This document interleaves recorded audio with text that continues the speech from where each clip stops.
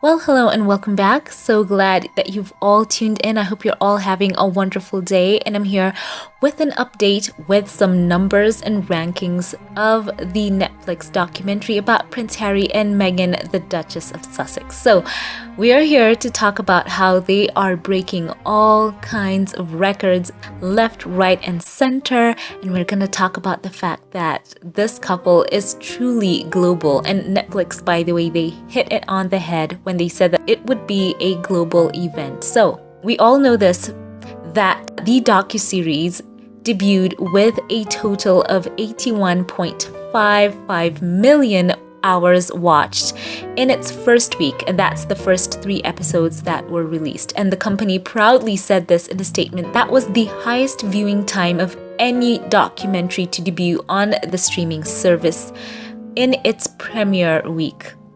So the series appeared in the top 10 TV list in 85 countries and was number 1 in quite a few countries as well.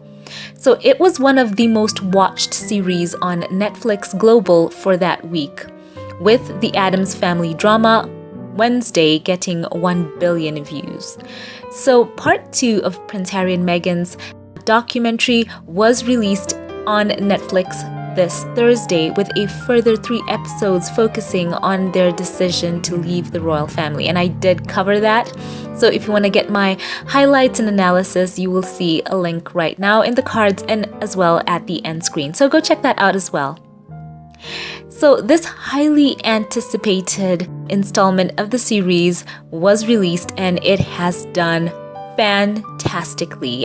I mean, it has been monumental for the streaming service Netflix. So, courtesy of AfricaBizInsider.com, they say this, that Harry and Meghan might already be a win for the streamer.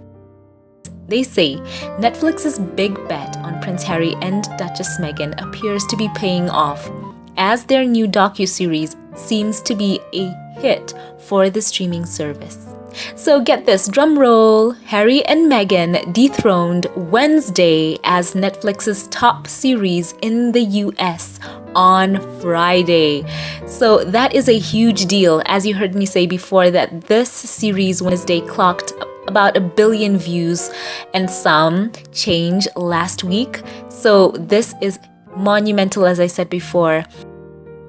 And the article goes on to say this: the Duke and Duchess of Sussex struck a mega deal with the streaming giant in 2020 to produce content which the New York Times and US Magazine have reported to be worth around $100 million.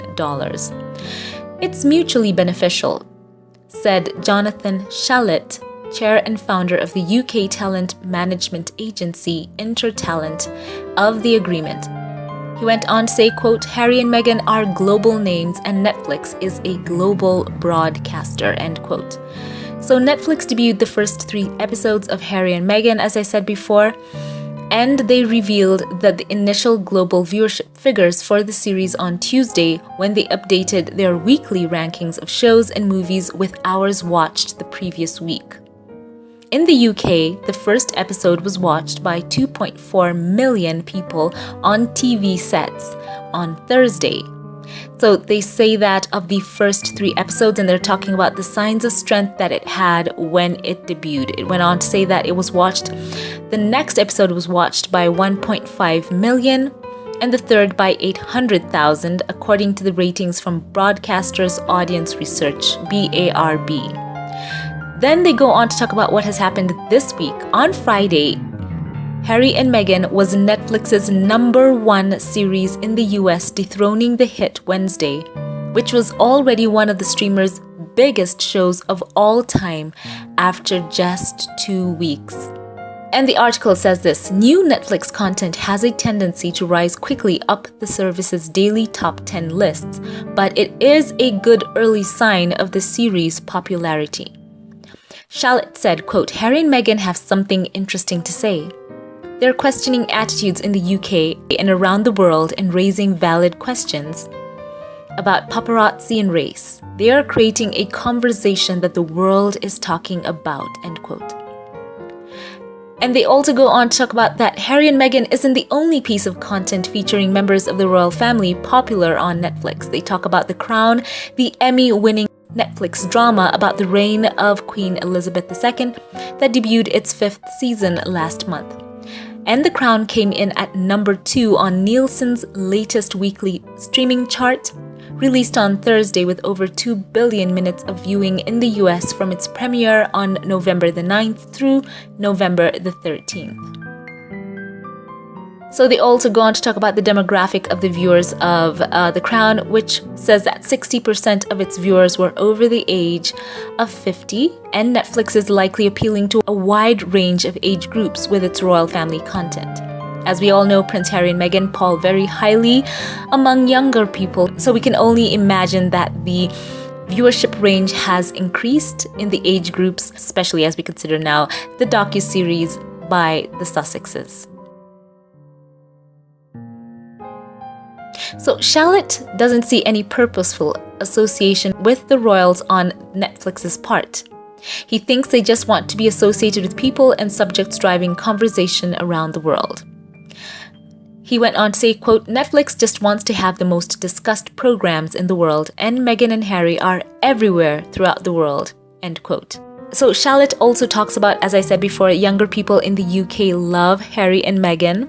And I think a lot of people who watch the show, I've heard this over and over again. I'll just interject here and say that a lot of people said that their perspectives were turned on their head, in quotes, as they watched Prince Harry and Meghan opening up about their own experience. So we're going to take a quick look at a chart. This is updated as of today. It is current. This is not me cherry picking the things that will only fit the narrative. It's right here. I'm just going to load the screen as is, and we're going to go through this table together. So as you can see, they say Harry and Meghan on Netflix, top 10 this week. So, of course, this ranking is from number 1 to 10. And we can see that, as I said, it was top 10 in 85 countries. So you can just look at these numbers. We're going to see the top name there is Argentina. And as of today, it is number 5. Yesterday it was 9 and 5th, and you can see it on and on. They go from December the 10th up to date. So today in Argentina, it's 5th. Australia, number 1. Austria, number 1. Bahamas, number 1. Bahrain, number 2. Bangladesh, number 5. And the list goes on and on. You can see Belgium there, number 1. Let's just look at the number 1s for now. Canada, number 1. And the list goes on. And changing formats here, let's look at it in map form. You can see it right here. Look at all these countries. And you can quite easily see here, it's updated as of December the 16th, as of this recording.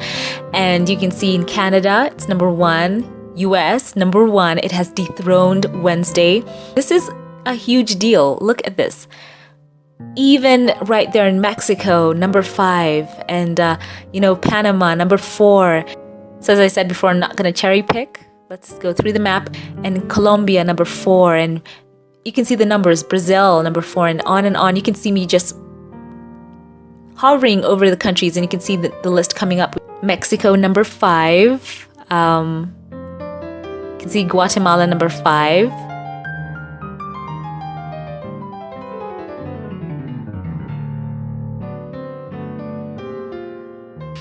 Great numbers. Bolivia, number 6. Uruguay, number 3. Chile, number 4. Argentina, number 5. And let me just zoom in right here. Let's go to North America. Let's zoom in. Look at these numbers here.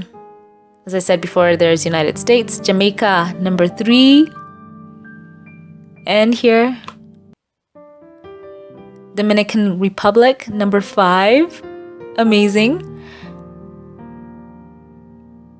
And of course, Bahamas, number 1. I want to try and, zoom in here and not let anyone get left behind. So let's go to Europe. Lo and behold, Ireland, number 1. And drumroll, UK, number 1. It's quite interesting when I heard a couple of commentators saying that people would not tune in. Ooh, yikes. I think they kind of did. People tuned in anyway, and I think some of those were what some people may call haters, I call them secret fans. They tuned in, they got their, cup of joe or cup of tea and tuned in and watched. So you can see those great numbers for Netflix. It has been so lucrative for them. Germany, number 1. Look at those names. Poland, right there. Number 2, Romania, number 1. Turkey, number 3.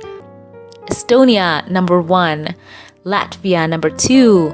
Lithuania, number 1. So we could go on and on. So here I am just hovering over the map. You can see those numbers there. Switzerland, number 1. France, number 1. Spain, number 2. Portugal, number 1. It's amazing. And I've got to say this, it is quite incredible that they have been able to hold those amazing numbers, especially considering that they chose to release their documentary when the World Cup is going on. Now, Europe is, heavily into football and many other parts of the world as well.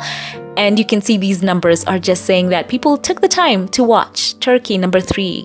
Ukraine, number 3. Look at that. Romania, number 1. Greece, number 2.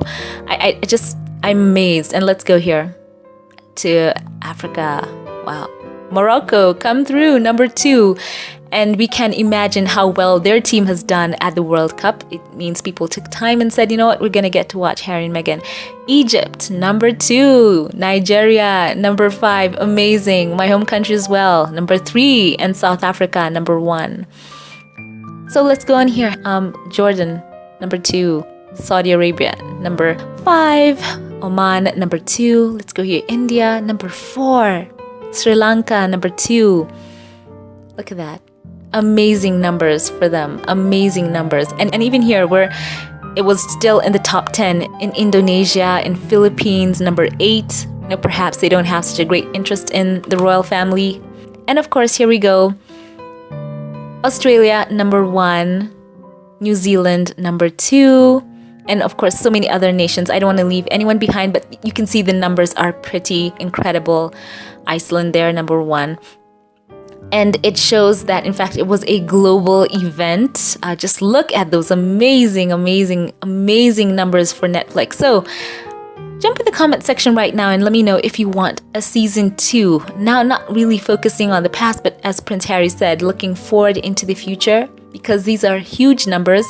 I cannot wait to see them releasing the streaming numbers for this week of hours viewed. I think, as I said before, as of the 12th, it was 81.55 million views. And I'm sure this week it's just going to go up. It's been all everyone could talk about.